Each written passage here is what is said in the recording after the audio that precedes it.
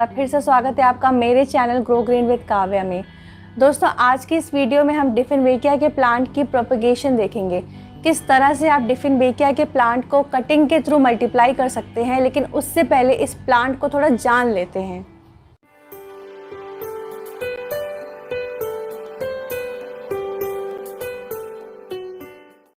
डिफिनबेकिया plant, ये डम्पकिन plant indoor plant के list में काफ़ी ऊपर आता है।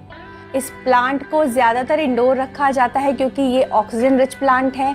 जो एयर पॉल्यूटेंट्स आपके हवा में मौजूद होते हैं, इन्हें ये अपने लीव्स के थ्रू एब्जॉर्ब करता है। इस प्लांट को अगर आपने घर के अंदर रखा है तो एक बात का ध्यान ज़रूर रखिए, इस प्लांट के अंदर एक लिक्विड होता है, सैप होता है, जो बहुत ही पॉइजनस और टॉक्सिक होता है। अगर आपके घर में छोटे बच्चे हैं या पेट्स हैं, उनकी पहुंच से इस प्लांट को दूर रखिए क्योंकि वो बहुत ही हार्मफुल और डेंजरस होता है। डिफिनबेकिया के प्लांट में कई सारी वैरायटी होती है, लेकिन लगभग सारी वैरायटियों में जो स्टेम होती है इसकी वो एक ही जैसी होती है। जो पत्ते होते हैं वो आपको अलग पैटर्न में या अलग कलर्स में मिल सकते हैं। डिफिनबेकिया के प्लांट में जो स्टेम होती है वो बहुत ही मोटी होती है और इस तरह से रिंग्स होती हैं। आप जो भी वैरायटी इसकी देखेंगे उसमें स्टेम लगभग एक तरीके की ही होगी, लेकिन उस पर इस तरह से रिंग्स बने होंगे। डिफिनबेकिया के प्लांट को ह्यूमिडिटी बहुत पसंद है। आप इस प्लांट को जब घर के अंदर रखते हैं तो किसी भी कोने में रखिए जहाँ पे सनलाइट आती हो, इनडायरेक्ट सनलाइट आती हो। ऐसी जगह मत रखिए जहाँ पे अंधेरा हो, नहीं तो आपका जो प्लांट है वो आपको कुछ दिनों में लेज़ी सा दिखने लगेगा या फिर अंदर ही अंदर गलने लगेगा और आपको पता भी नहीं चलता। इस प्लांट के लिए वेल ड्रेन्ड सॉइल बहुत अच्छी रहती है। इस प्लांट का झुकाव रोशनी की तरफ होता है, तो अगर आपको चारों तरफ से इस प्लांट में पत्तियां चाहिए तो आप इस प्लांट को घुमाते रहिए हर 2 से 3 दिनों में।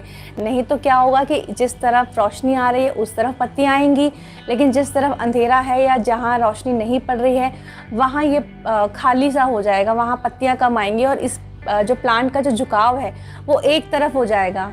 इस प्लांट की प्रोपगेशन कटिंग के थ्रू बहुत ही आसानी से की जा सकती है। बेस्ट टाइम जो होता है वो स्प्रिंग के बाद होता है। आप कभी भी इसे प्रोपगेट कर सकते हैं।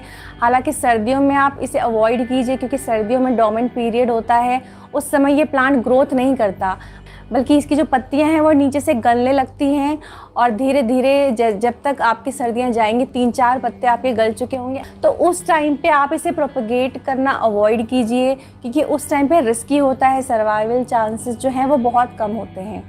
चलिए अब इस प्लांट की प्रोपगेशन देखते हैं। तो दोस्तों, ये है मेरा डिफिनबेकिया का प्लांट और करीब 2 साल पहले इस प्लांट को मैं घर लेकर आई थी। तब ये बहुत ही छोटा था, करीब 1 फीट का प्लांट था, बहुत छोटा सा, 2 ही पत्ते उसमें थे। और अब देखिए 2 साल बाद ये किस तरह से इतना बड़ा हो चुका है और इसकी स्टेम कितनी स्ट्रॉन्ग और मोटी हो चुकी है। इसके पत्ते भी देखिए कितने सुंदर आते हैं। नीचे से ये इस तरफ से है। अब ये ऐसा हो गया है कि अगर मैं इसे थोड़ा सा भी हल्का सा धक्का लगाऊंगी या फिर ये कहीं भी थोड़ा सा इसको टच होगा तो ये इस तरह से गिर जाएगा। बहुत ज़्यादा लेगी सा हो रखा है क्योंकि नीचे खालीपन है और जो भी पत्ते आ रहे हैं, इसके नए पत्ते, वो ऊपर से आ रहे हैं। तो मैं इस प्लांट को प्रोपगेट करना चाहती हूँ। इसको 1 से 2 या 3 में कटिंग करके इसे मल्टीप्लाई करना चाहती हूँ।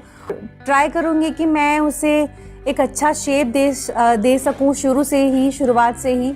दोस्तों, सबसे पहले तो आपको हाथों में ग्लव्स पहन लेने हैं। जैसा मैंने आपको बताया था कि इस प्लांट के साथ आप जब भी काम करें तो आप ग्लव्स हमेशा पहनें क्योंकि इसके अंदर से जो भी लिक्विड निकलेगा वो हार्मफुल होता है, आपके हैंड्स को इचनेस दे सकता है। तो उस सारी चीज़ों को अवॉइड करने के लिए आप हाथों में ग्लव्स पहनिए।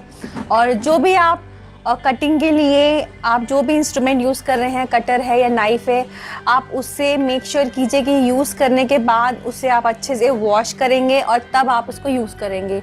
सबसे पहले स्टेम को मैं नीचे से काटूंगी, उसके बाद मैं एक एक करके ऊपर से कटिंग अलग करना शुरू करूंगी। तो मैं इसको इतना छोड़ दूंगी ताकि इतना सा ये इसी पॉट में ग्रो करे और इस तरह से मैं काटूंगी कि इसकी जो ये नॉड्स हैं, ये जो नॉड्स होती हैं इसे आई भी कहते हैं। इनमें से जो नए बर्ड्स आते हैं वो ये उनके लिए होती है, तो 1 या 2 बर्ड इसमें रहे। तो चलिए काटना शुरू करते हैं।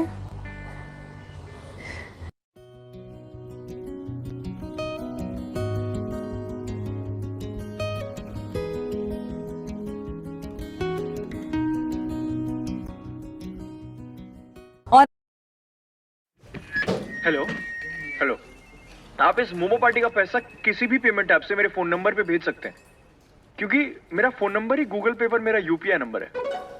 अब फोन नंबर पे पाइए पैसे किसी भी पेमेंट ऐप से। और अब जो मेरे पास ये कटिंग बच गई है, इसमें से भी अब मैं 3-4 पीसेस काट के अलग कर लूँगी। और ये देखिए, मैंने इसके नीचे पेपर रख लिया है ताकि मेरी टेबल ख़राब ना हो, क्योंकि मैं नाइफ़ का यूज़ कर रही हूँ। तो चलिए इसे काटते हैं।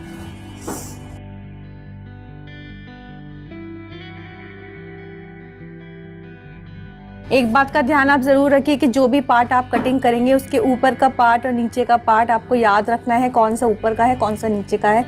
तो इस तरह से मैंने इसे रख दिया है।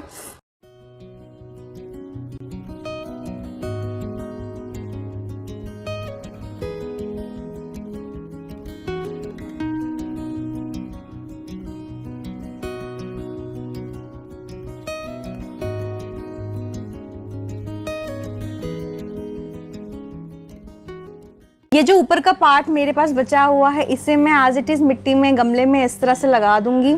और उम्मीद है ये जो नोड्स हैं, यहाँ से नए नए बर्ड्स बहुत जल्दी आ जाएंगे जैसे ही इसकी रूट्स ग्रो होगी। और इसके जो पत्ते हैं उन्हें मैं नहीं निकालूंगी, क्योंकि गमले में लगाने के बाद हो सकता है कि नीचे के 1 से 2 पत्ते अपने आप गल जाएं, तो उस वक्त ये अपने आप निकल जाएंगे। तो मैं इसे अब गमले में लगा देती हूँ। तो चलिए, मैंने गमला भी तैयार कर लिया है। इस तरह से मैंने 4 गमले तैयार रखे हैं मिट्टी के साथ। और मिट्टी मैंने वही ली है हमेशा जो मैं बनाती हूँ, वेल ड्रेन्ड सॉइल।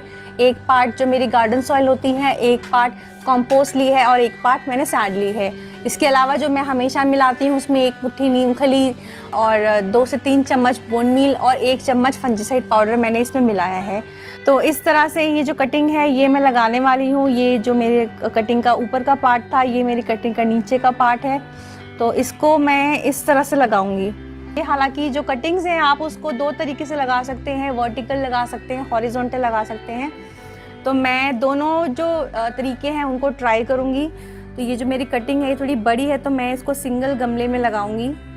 और इस तरह से मैं इसको, वैसे तो इसमें चारों तरफ से जो है नोड्स हैं, ये नोड्स होती हैं, इन्हें देख लीजिए कि चारों तरफ से मेरी इस कटिंग में मौजूद हैं। कोई फ़र्क नहीं पड़ता अगर मैं इसको इस तरह से हॉरिजॉन्टल लगाती हूँ। तो मैं थोड़ी जगह बना लेती हूँ।